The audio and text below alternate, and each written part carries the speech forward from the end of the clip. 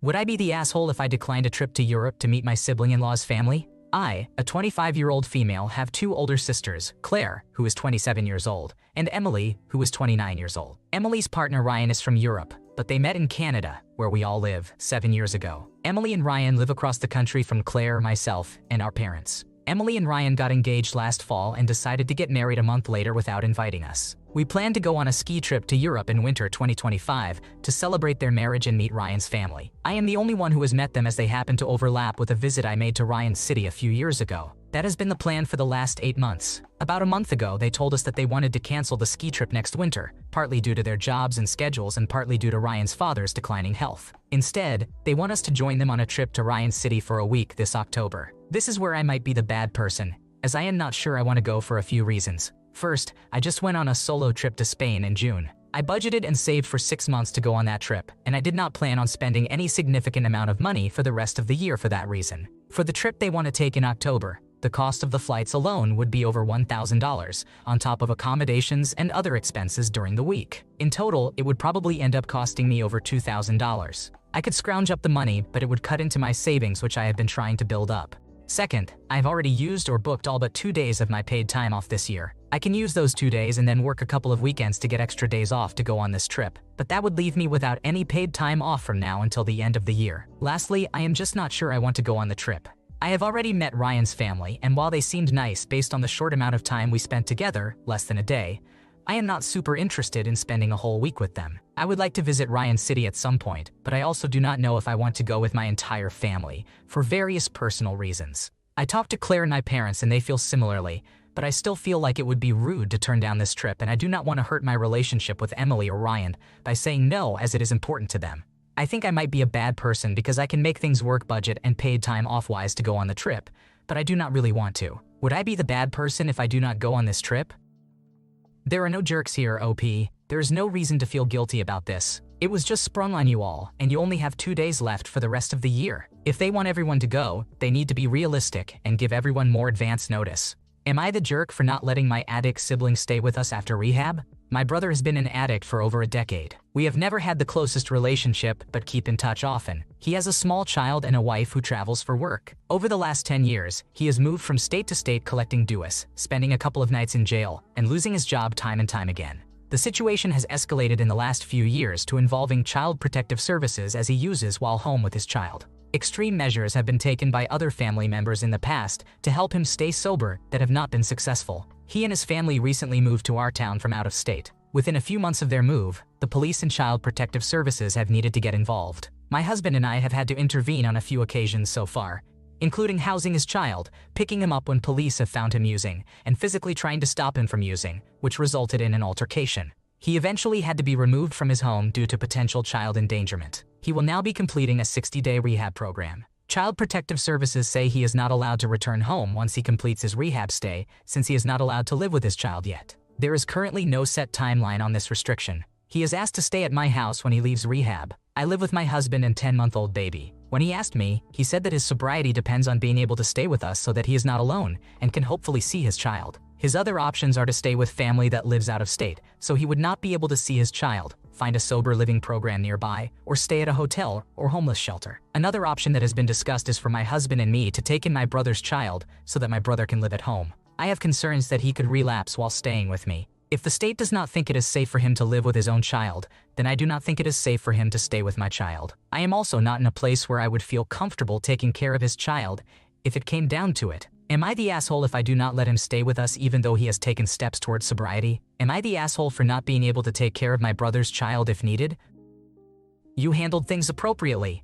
Trust is earned back, not given, especially in this situation. His sobriety is his responsibility, and if he can't stay sober without manipulating you, then he can't stay sober at all. Your priority has to be the safety and well-being of your child, and you have every right to set boundaries. His life is tough because of his own actions, and it's not your responsibility to fix it. Am I the jerk for telling my sister that we should each do one of the chores? Today my mother is going to cook lunch, and my father is going to do the yard work. My sister insists on doing both tasks. She says that she wants to help my mother cook lunch, and then help my father with the yard work at night. Typically, we take turns helping my mother cook, and I usually help my father with the yard work. The issue is that I do not want to feel guilty or useless for not doing any chores today, especially since I am older than her by 3 years. She gets mad at me if I do not help out, even though she does all the work. For example, she will wash all the dishes and then scold me for not washing the dishes. Or she will take out the trash or get the mail before I get a chance to, and then she gets mad at me for not doing those things. I do not think she does this to help out or because she is hardworking, but because she wants to make herself look better than me in our parents' eyes and make me feel bad about myself.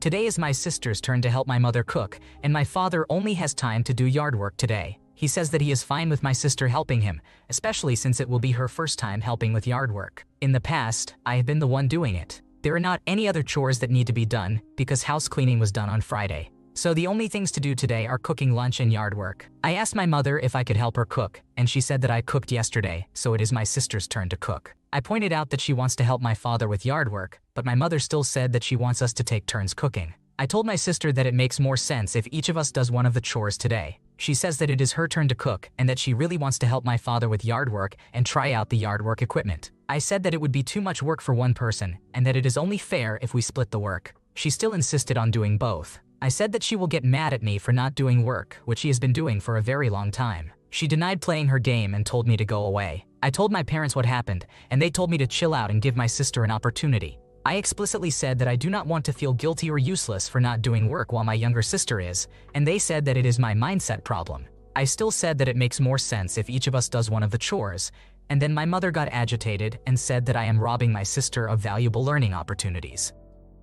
There are no jerks here, OP. The point is, don't make yourself upset if you don't have to. Let her do it this time, or you both can help your dad, or maybe you can do the dishes. Use this time to relax and not get caught up in a competition. There is enough trouble going around, so try to keep things calm and balanced. Would I be the jerk for not allowing my overseas friend to stay at my house after she hosted me? I, 32-year-old female, met one of my best friends, 32-year-old female, over 15 years ago when she was an exchange student from China staying in our small town. When we were in high school, she mentioned that she stole her boyfriend, in China, from another girl and got satisfaction from watching the other girl cry over it. It always sat horribly with me, but it didn't directly affect me, so I brushed it off. About 10 years ago, she was getting married and flew me out to China for her wedding. She paid for my entire trip except for the plane ticket. When I got there, she bragged about how often she would cheat on her fiancé and told me that a few of her affair partners would even be attending her 500-person wedding. Again, this was awful, but I have no idea what their relationship dynamic was, and she was never cruel to me. A few years after she got married, she divorced. She then began having an affair with a married man who had 2 children with his wife. She became pregnant during the affair, and the man left his wife for my friend.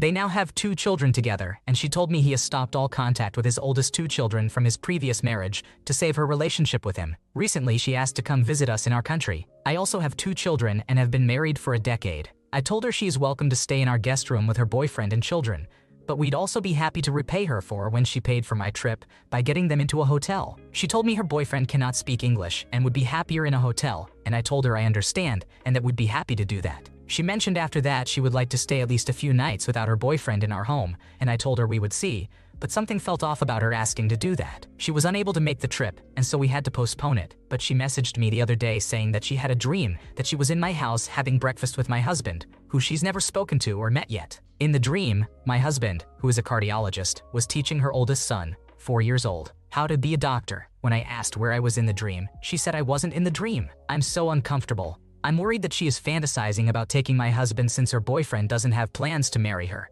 and she's mentioned failed attempts at immigration to our country over the last decade or so. I no longer want her near my husband or my house.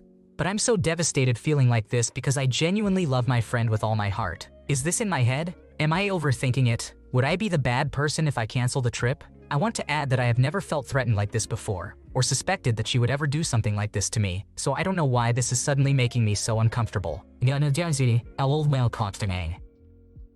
are not the one to blame, but why are you friends with someone who consistently acts this way? Given her history, it's understandable to be suspicious of her motives and intentions. Consider canceling the trip, paying her back, and stepping back from the friendship. Knowing her poor moral character, it's time to reevaluate why this friendship is worth maintaining. Am I the jerk for ignoring a coworker outside of work who I feel uncomfortable around? I, a 24-year-old female with autism, started a new job in an office 3 weeks ago, and I have never worked in this kind of environment before. Everybody is very kind and friendly, and I'm enjoying the role. I work alone and I'm not part of any team, but there are many teams within the area, so it's a bit isolating. From day one, an older guy in the office has been very kind and friendly. If I'm honest, I thought he was gay due to his mannerisms and behavior. On our second shift working together, he asked if I wanted to go for a coffee on our lunch break and talk. I said yes, and we swapped Instagrams. I noticed a close friend follows him and I asked her if she knew him. She does. She said he was very nice but a bit clingy. We went out, and he made me the topic of conversation most of the time. I kept asking him questions, and he would say that he just wants to talk about me.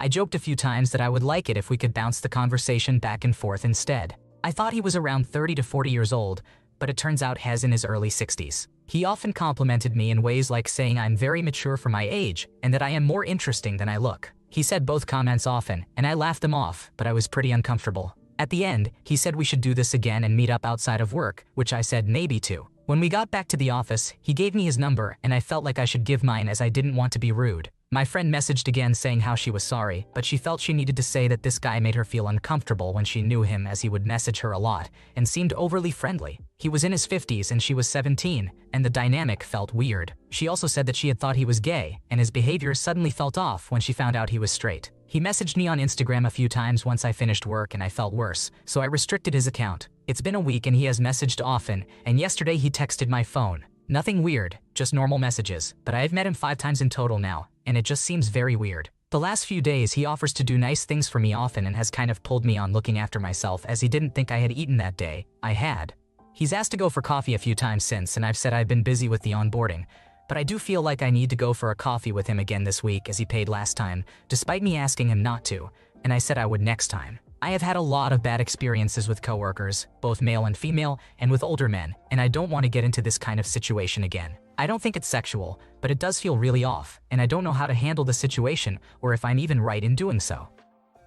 You haven't done anything wrong. If it feels off, it's off. Trust those instincts. Young women are often socialized to be nice, even at the expense of their own safety, so it's crucial to listen to your discomfort. Just say no thank you if he asks to hang out, and keep repeating it without explaining further. If he doesn't get the hint, there's always the option of going to HR. Would I be the jerk for telling my sibling that I would rather my significant other wasn't at my birthday dinner? Sorry in advance. I joined Reddit just to ask this question, so the style might not be right. So, am I the asshole for not wanting my brother's girlfriend of over 2 years, 19 years old, coming over for my birthday? I am a 26-year-old female. So, background. First, I do get on well with his girlfriend. She is a lovely girl and went through a lot of rough times last year, so I have respect for my brother being there for her and am happy for him if he's happy. But any birthday we've had, we always have a few drinks and a family night. It's been a tradition for as long as I can remember. We all have 1 or 2 drinks, some food, and have a good time. However, his girlfriend gets over the top, throwing up and getting drunk every single time. It gets annoying.